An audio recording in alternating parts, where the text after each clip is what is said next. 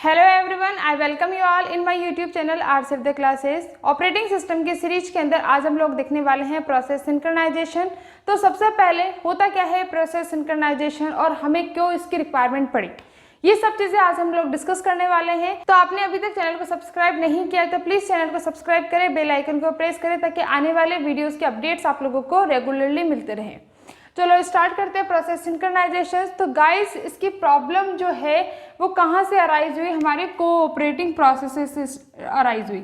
ठीक है, last class में हम लोगों ने कोऑपरेटिंग प्रोसेसेस डिस्कस की थी।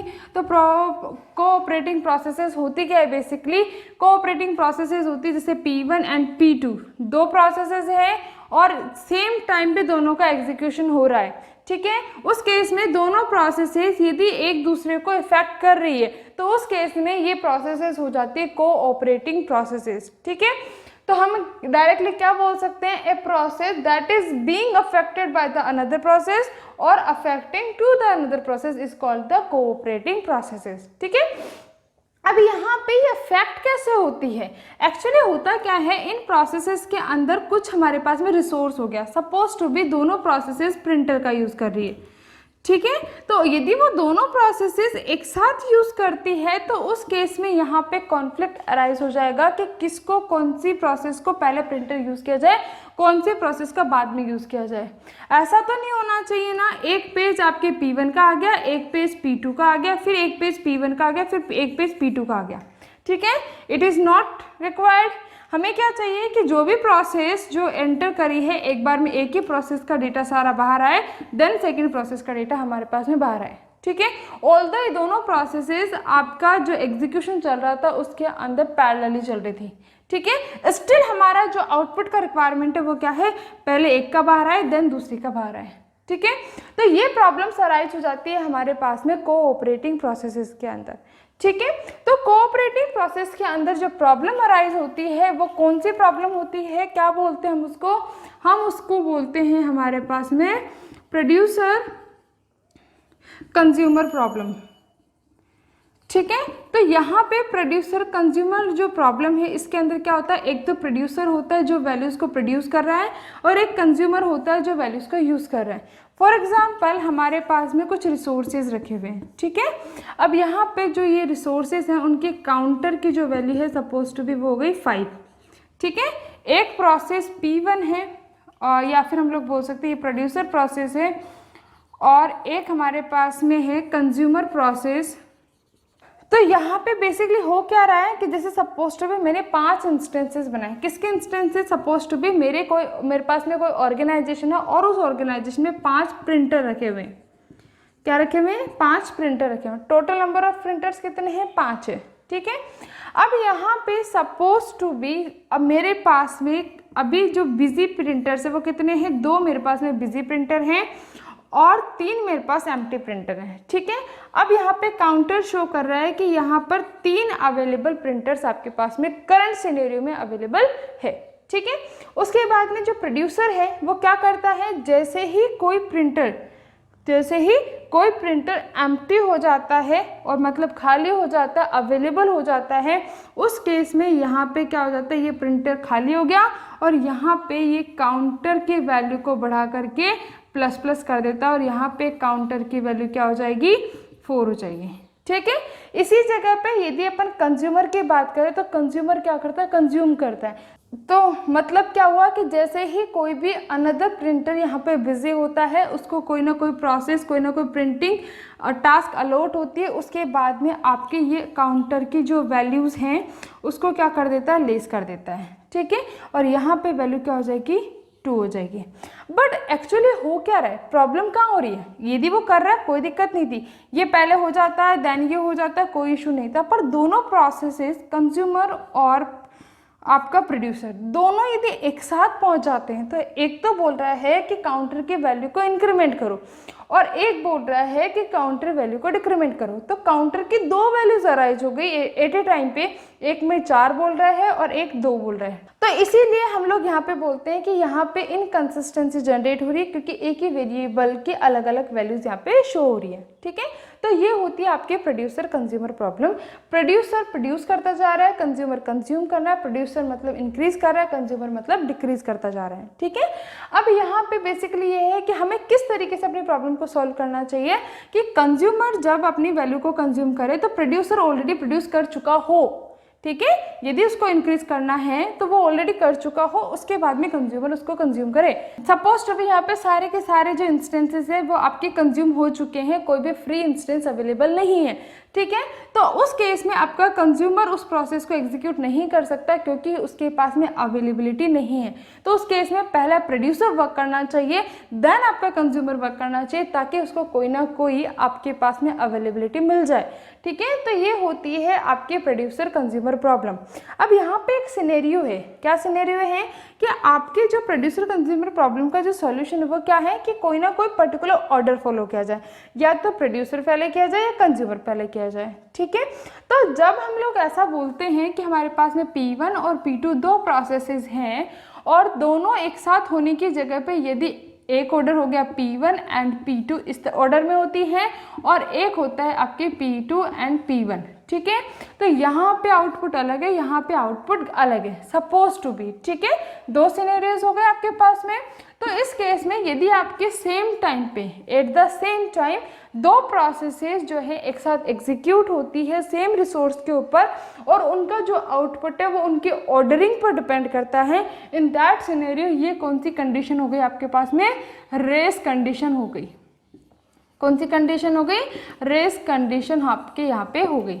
ठीक है, तो ये भी आप लोगों को आइडिया होना चाहिए कि रेस कंडीशन क्या होती है। यदि अपन डेफिनेशन के बिहाफ में देखें तो रेस कंडीशन हुई क्या बेसिकली, तो गाइज यहाँ पे हमारे पास में रेस कंडीशन की डेफिनेशन है ये क्या बोलना चाह रही है आपको कि आपके पास में यदि मल्टीपल प्रोसेसेस अवेलेबल है और वो सारी की सारी प्रोसेसेस सेम डेटा को एक्सेस कर रही है या सेम डेटा को मैनिपुलेट कर रही है। ठीक है, देन उस सिनेरियो में क्या होगा कि आपका जो आउटपुट आ रहा है वो किस पर डिपेंड कर रहा है? उन प्रोसेसेस के एग्जीक्यूशन के ऑर्डर पे डिपेंड कर रहा है कि उनके ऑर्डरिंग क्या है। ठीक है, इन दैट पर्टिकुलर सिनेरियो वो कंडीशन हम लोग क्या बोलेंगे? रेस कंडीशन बोलेंगे, क्योंकि ये वाला जो है सपोज टू बी इस वाले का और जो आउटपुट है वो हो गया आपके पास में 20 और इसका हो गया 30। तो सपोज टू बी यहाँ पे ये लोग क्या कोशिश कर रहे हैं कि ये वाला जो एग्जीक्यूशन का ऑर्डर है वो ट्राई कर रहा है कि आपका 20 आउटपुट आए और ये वाला का ऑर्डर ट्राई कर रहा है कि यहाँ पे 30 आउटपुट आए। ठीक है, तो इसीलिए यहाँ पे बोला जाता है ये एक पर्टिकुलर रेस कंडीशन है। ठीक है, अब हम लोग ये ट्राई करते हैं प्रोसेस सिंक्रोनाइजेशन के अंदर। तो अब हम लोग क्या ट्राई करते हैं प्रोसेस सिंक्रोनाइजेशन के अंदर कि हमारे पास में जो भी हमारे पास में प्रॉब्लम गिवन है, तो यहाँ पे हम लोग अपने रेस कंडीशन में क्या ट्राई करते हैं कि हमारे पास में जो भी प्रॉब्लम है, मतलब जो भी कोई पर्टिकुलर कोड है जिसको दो प्रोसेसेस डायरेक्टली सेम टाइम पे एक्सेस करती है, तो इस तरीके से एक्सेस करें कि यहाँ पे कुछ ऐसा कोड है जो एक दूसरे को इफेक्ट कर रहा है, तो उस वाले कोड को इस तरीके से बना दो कि यहाँ पर एक बार में एक ही प्रोसेस एग्जीक्यूट कर पाए। जब ये प्रोसेस इस वाले कोड को एग्जीक्यूट कर चुकी हो देन P2 उस वाले कोड को एग्जीक्यूट करेगा।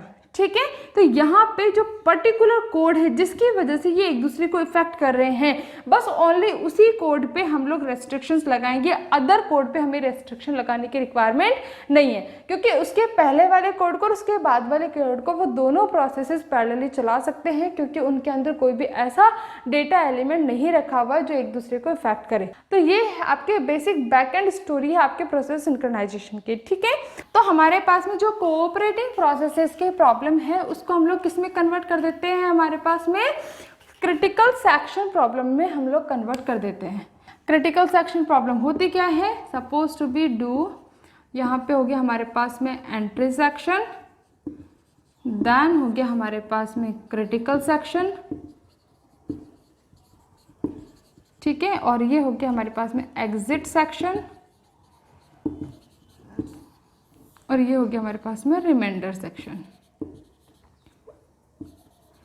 ठीक है, अब यहाँ पे देखिए गाइस, यहाँ पे बेसिकली हो क्या रहा है, एंट्री सेक्शन के अंदर आपकी जितनी भी प्रोसेसेस करंटली एग्जीक्यूट कर रही कर सकती, कोई दिक्कत नहीं है। बट यदि उनमें से किसी को ऐसा वाला कोड एग्जीक्यूट करना जो एक दूसरे को इफेक्ट कर सकता है, उस कोड को हमने क्या लिखा, क्रिटिकल सेक्शन में लिखा है, ठीक है।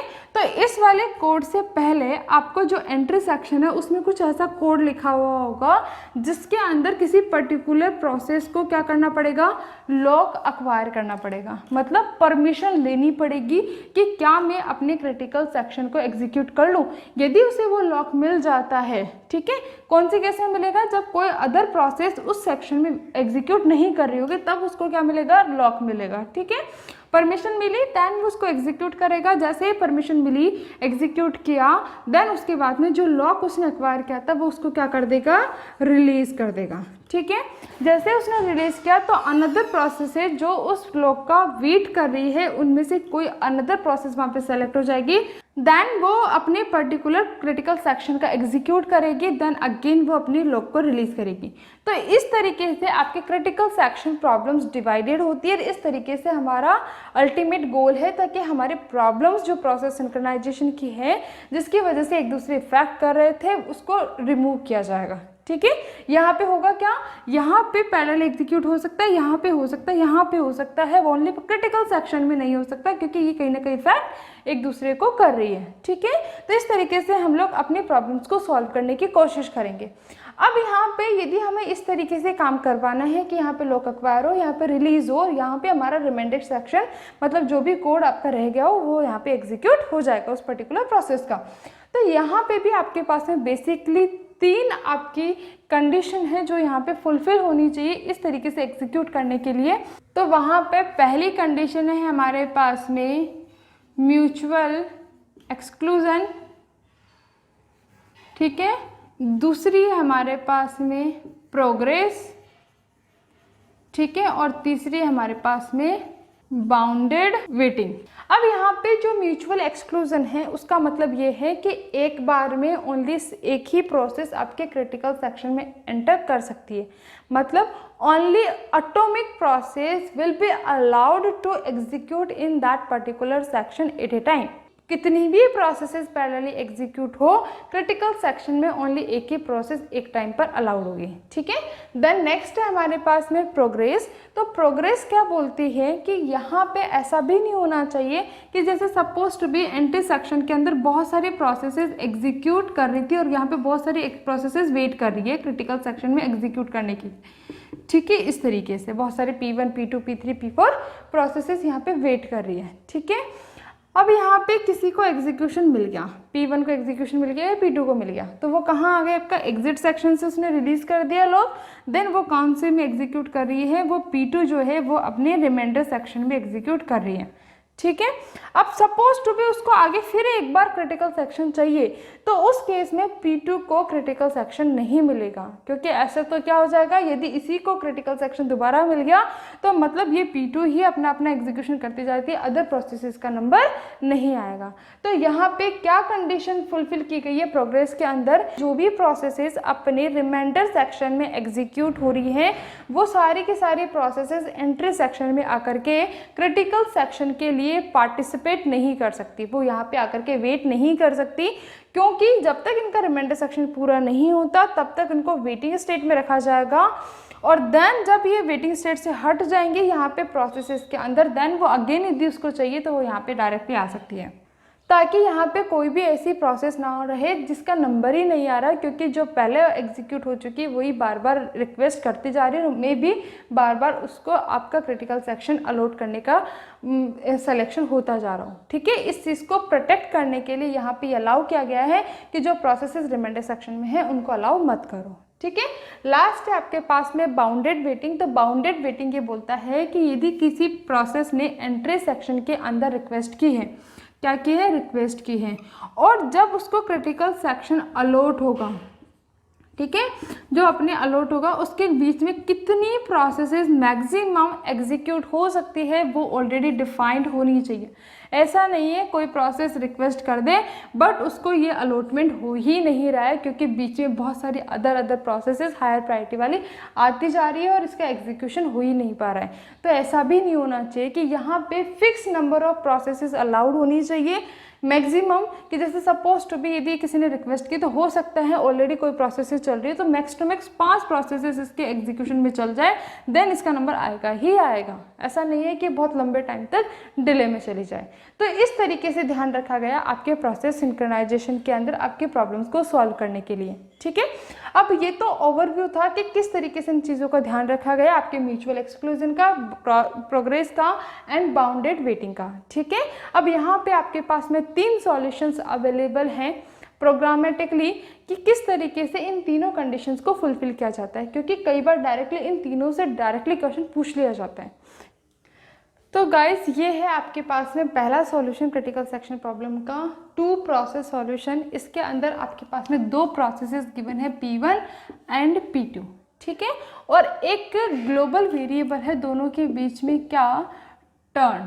ठीक है, टर्न एक ग्लोबल वेरिएबल है। अब हम यहाँ पे देखते हैं कि किस तरीके से इन दोनों प्रोसेसेस का सेम टाइम पे सिंक्रोनाइजेशन हो रहा है ताकि एक बार में एक ही प्रोसेस क्रिटिकल सेक्शन में एंटर करे। तो यहाँ पे दोनों केस के अंदर while 1 लिखा हुआ है, इसका मतलब है कि यहाँ पे हर कंडीशन के अंदर ये वैल्यूज क्या हो जाएगी, ट्रू हो जाएंगी। ठीक है, और ये लूप चलता रहेगा जब तक ये प्रोसेसेस कंप्लीटली एग्जीक्यूट नहीं हो जाती। ठीक है, अब यहाँ पे जो पहली कंडीशन है वो क्या है आपके पास में, while turn is not equal to 0। तो यहाँ पे एक्चुअली हो क्या रहा है, P1 की प्रोसेस क्रिटिकल सेक्शन में कब एंटर करेगी, जब यहाँ पे टर्न की वैल्यू 0 होगी। मतलब यहाँ पे टर्न किसका होगा, पहले वाली प्रोसेस का टर्न होगा, तब वो एंटर करेगी क्रिटिकल सेक्शन में। और P2 आपके क्रिटिकल सेक्शन में कब एंटर करेगी, जब टर्न इक्वल्स टू 1 होगा। ठीक है, अब यहाँ पे टर्न क्या है, इज नॉट इक्वल टू 0। तो क्या कंसिडरेशन हुआ कि मे बी हो सकता है इस टाइम पे कोई अनदर प्रोसेस टर्न 1 यहाँ पे एग्जीक्यूट हो रही हो क्रिटिकल सेक्शन के अंदर। ठीक है, तो उस केस में इसको अलाउ नहीं करना है। यदि अलाउ नहीं करना है तो उस केस में ये यहीं पे घूमता रहेगा क्योंकि यहाँ पे हमने सेमीकोलन लगाया हुआ है। इसके बाद में ये वाला एग्जीक्यूशन के लिए वो नहीं जाएगा, वो इनफाइनाइट लूप चलता रहेगा जब तक टर्न की जो वैल्यू है वो 0 नहीं है।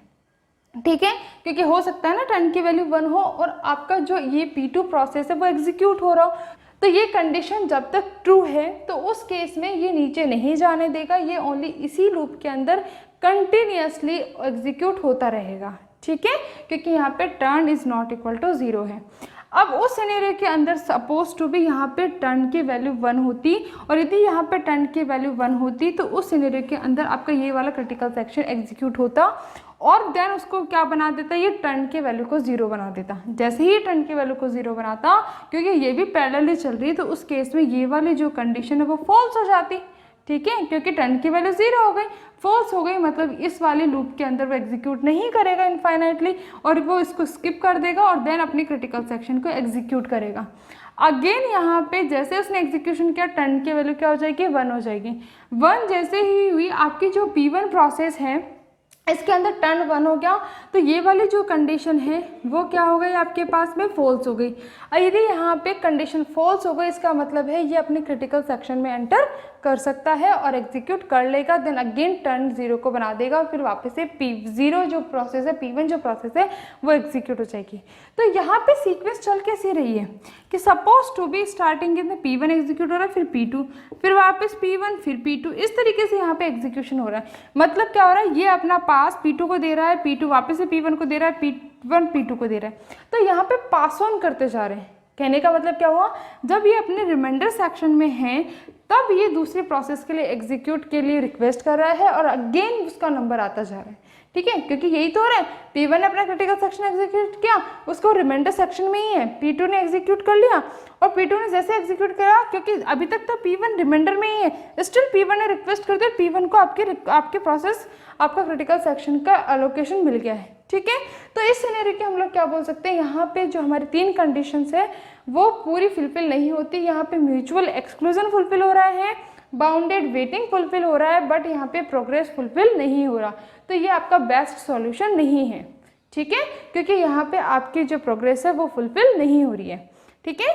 एक अनदर आपके पास में सॉल्यूशन है, तो गाइज ये हमारे पास में सेकंड सॉल्यूशन है जिसके अंदर हमने दो वेरिएबल्स लिए हैं। पहला वेरिएबल है फ्लैग 0 और दूसरा वेरिएबल हमारे पास में फ्लैग 1, ठीक है। यहाँ पे एक टर्न वेरिएबल नहीं है जो दोनों के लिए यूज़ कर रहा है, यहाँ पे हमारे पास दो वेरिएबल्स है जो दोनों के लिए सेपरेटली वर्क करें। फ्लैग 0 जब ट्रू होगा तब आपकी P0 प्रोसेस एग्जीक्यूट होगी और जब फ्लैग 1 की वैल्यू ट्रू होगी तब आपकी P1 प्रोसेस एग्जीक्यूट होने वाली है। तो पहले केस में सपोज टू भी हम लोग कंसिडर कर लेते हैं फ्लैग 0 की वैल्यू ट्रू है और जो फ्लैग वैल्यू है 1 उसकी वैल्यू फॉल्स है, ठीक है। तो उस सिनेरियो में क्या हो जाएगा, यहाँ पे आकर के वो चेक करेगा फ्लैग 1 क्या ट्रू है। यदि यहाँ पे फ्लैग 1 ट्रू होता मतलब आपकी P1 प्रोसेस एग्जीक्यूट हो रही है, उस केस में यहाँ पे नहीं जा सकता था क्योंकि ये वैल्यू जो है वो ट्रू हो जाती, ठीक है। बट यहाँ पे फ्लैग 1 की वैल्यू हमने क्या कंसिडर की, फॉल्स कंसिडर कर ली। यदि यहाँ पे फॉल्स कंसिडर हो गई इसका मतलब ये वाली कंडीशन फॉल्स हो गई, तो यहाँ पे क्रिटिकल सेक्शन में एग्जीक्यूट होगा एंड फ्लैग 0 की जो वैल्यू है वो अपनी क्या बना देगा, फॉल्स बना देगा, ठीक है। इसने पास ऑन नहीं किया कि आपका टर्न 1 को सेट कर दिया ताकि नेक्स्ट वाली प्रोसेस एग्जीक्यूट की, इसने तो अपने लिए अपनी जो खुद की प्रोसेस का जो वेरिएबल है उसको हटा दिया, रिमूव कर दिया, अपना रिलीज कर दिया ताकि भाई मेरा नेक्स्ट टर्न नहीं है, ठीक है। अब इसी सिनेरियो को हम लोग यहाँ देखते हैं कि यहाँ पे हमारे पास में फ्लैग 1 की वैल्यू को हमने क्या कर दिया, ट्रू कर दिया, ठीक है। अब यहाँ पे फ्लैग 1 की वैल्यू ट्रू हो गई और वाइल फ्लैग 0 की जो वैल्यू है वो यहाँ पे यदि हमने एग्जीक्यूट कर ले तो फ्लैग 0 की वैल्यू क्या हो जाएगी, फॉल्स हो जाएगी। तो यहाँ पे यदि फ्लैग 0 की वैल्यू फॉल्स हो गई तो यहाँ पे ये वाला जो लूप है वो क्या हो गया, फॉल्स हो गया और ये एग्जीक्यूट नहीं होगा। यदि एग्जीक्यूट नहीं होगा तो क्रिटिकल सेक्शन एग्जीक्यूट हो जाएगा, अगेन फॉल्स जो फ्लैग 1 की जो वैल्यू वो क्या हो जाएगी, फॉल्स हो जाएगी, अगेन आपका P0 एग्जीक्यूट हो जाएगा। ऑल्दो ये एक दूसरे को पास नहीं कर रहे, ये ओनली अपने आप की जो प्रोसेसेस है उनको रिलीज कर रहे हैं, ठीक है। तो यहाँ पे हमारे पास में जो प्रोग्रेस की प्रॉब्लम थी वो तो यहाँ पे कम्प्लीटली सॉल्व हो गई है, म्यूचुअल एक्सक्लूजन भी यहाँ पे फॉलो हो रहा है और बाउंडेड वेटिंग भी यहाँ पे फॉलो हो रही है, ठीक है। बट स्टिल यहाँ पे एक कॉन्फ्लिक्ट है, क्या कॉन्फ्लिक्ट है, सपोज टू बी पहला सिनेरियो ऐसा है जिसके अंदर फ्लैग 0 की वैल्यू भी ट्रू है और फ्लैग 1 की वैल्यू भी ट्रू है। तो उस केस में क्या होगा, आप देखो यहाँ पर फ्लैग 0 की वैल्यू ट्रू है और फ्लैग 1 की वैल्यू भी ट्रू है। यदि यहाँ पे वैल्यू ट्रू है तो उस केस में ये यहाँ पे लूप चलता रहेगा इनफाइनाइटली और ये क्रिटिकल सेक्शन में एग्जीक्यूशन के लिए नहीं जाएगा। सेम सिनेरियो इधर है कि फ्लैग 1 की वैल्यू ट्रू है और फ्लैग 0 की वैल्यू भी ट्रू है, तो ये भी इनफाइनाइटली चलता रहेगा। मतलब दोनों में से एक भी प्रोसेस अपने क्रिटिकल सेक्शन में एंटर नहीं करेगी, एक भी प्रोसेस का एग्जीक्यूशन कंप्लीट नहीं होगा, वो आपस में एक दूसरे का वेट ही करते जा रहे हैं। यहाँ पे कंप्लीटली ब्लॉक हो जाएगी स्टेट, और इस ब्लॉक की स्टेट को हम लोग क्या बोलेंगे कि इन दोनों प्रोसेसेस के अंदर हमारे पास में डेडलॉक अकर हो गया है, क्योंकि P1 प्रोसेस चाहती है, P0 प्रोसेस चाहती है कि P1 पहले कंप्लीट हो जाए ताकि मुझे रिसोर्स मिल जाए, और P1 जो है वो P0 को वेट कर रही है कि P0 इसको रिलीज कर दे तो मेरा क्रिटिकल सेक्शन एग्जीक्यूट हो जाए। तो ये है आपका इसका सॉल्यूशन, ठीक है। वो आपके टू प्रोसेस सॉल्यूशन के कंपैरिजन में बेटर है, क्योंकि यहाँ पे जो प्रोग्रेस की प्रॉब्लम जो थी वो यहाँ पे सॉल्व हो गई है, ठीक है। बट यहाँ पे स्टिल एक डेडलॉक की प्रॉब्लम अराइज हो सकती है in the scenario where the both the variables are to be true, ठीक है। अब लास्ट है हमारे पास में पीटरसन सॉल्यूशन, जो कि इनका बेस्ट सॉल्यूशन है, जो कि सारे प्रॉब्लम्स को सॉल्व करता है। देखिए गाइस, ये आपका लास्ट सॉल्यूशन है पीटरसन सॉल्यूशन। इसके अंदर हमारे पास में 3 वेरिएबल्स हैं, क्योंकि ये जो तीनों वेरिएबल्स है वो हमने जो इससे पहले वाले जो दोनों सॉल्यूशंस थे उन सबके वेरिएबल्स यहाँ पे इंक्लूड है। टर्न वेरिएबल जो कि ग्लोबल वेरिएबल था वो भी हमने यहाँ पे इंक्लूड किया है, और जो फ्लैग जो वेरिएबल्स हमने 2 लिए थे, फ्लैग 0 एंड फ्लैग 1, वो भी हमने यहाँ पे कंसिडर किए, ठीक है। अब यहाँ पे क्या हो रहा था, दोनों वैल्यूज यहाँ पे ट्रू हो रही थी, जिसकी वजह से यहाँ पे क्या हो रहा था, डेडलॉक हो रहा था। बट यहाँ पे अब नेक्स्ट केस में यहाँ पे इसमें हमने क्या कर दिया कि ओनली एक वैल्यू पर डिपेंड नहीं करता आपके यहाँ पे कंडीशन, यहाँ पे 2 वैल्यू पर डिपेंड करती है कि टर्न की वैल्यू 1 हो और आपके फ्लैग 1 की वैल्यू ट्रू हो। तो उस सिनेरियो के अंदर तो क्या मतलब हुआ कि यदि फ्लैग 1 की वैल्यू 1 है और टर्न की वैल्यू 1 है, मतलब क्या हुआ कि क्या आपकी P1 प्रोसेस एग्जीक्यूट हो रही है। यदि वो हो रही है तो यहाँ पे वैल्यू ट्रू हो जाएगी और वो इनफाइनाइट चल जाएगा, ठीक है। बट यदि इनमें से एक भी कंडीशन फॉल्स है तो उस सेक्शन के अंदर ये वाली कंडीशन सही हो जाएंगी, फ्लैग 0 की वैल्यू ट्रू हो जाएगी और टर्न की जो वैल्यू है वो क्या हो जाएगी, 1 हो जाएगी। ठीक है, तो यहाँ पे उस केस के अंदर ये वाला क्रिटिकल सेक्शन आपका एग्जीक्यूट हो जाएगा और जो फ्लैग की जो वैल्यू है ये अपने वाले फ्लैग की वैल्यू को क्या कर देगा, फॉल्स कर देगा।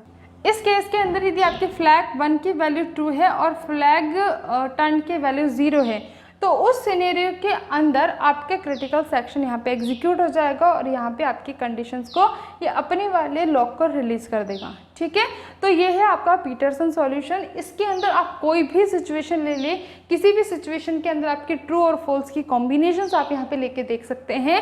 यहाँ पे आपका डेडलॉक अकर नहीं होगा, एक बार में एक ही प्रोसेस अपनी क्रिटिकल सेक्शन को एग्जीक्यूट करेगी और आपके बाउंडेड वेटिंग की कंडीशंस और प्रोग्रेस की कंडीशन दोनों कंडीशंस यहाँ पे फुलफिल होंगी। ठीक है, तो होप यू गाइस आप लोगों को ये वीडियो अच्छा लगा हो और यदि आप लोगों को वीडियो सच में अच्छा लगा है तो please like share and subscribe करें, बेल आइकन को प्रेस करें ताकि आने वाली वीडियोज़ के अपडेट्स आप लोगों को रेगुलरली मिलते रहें।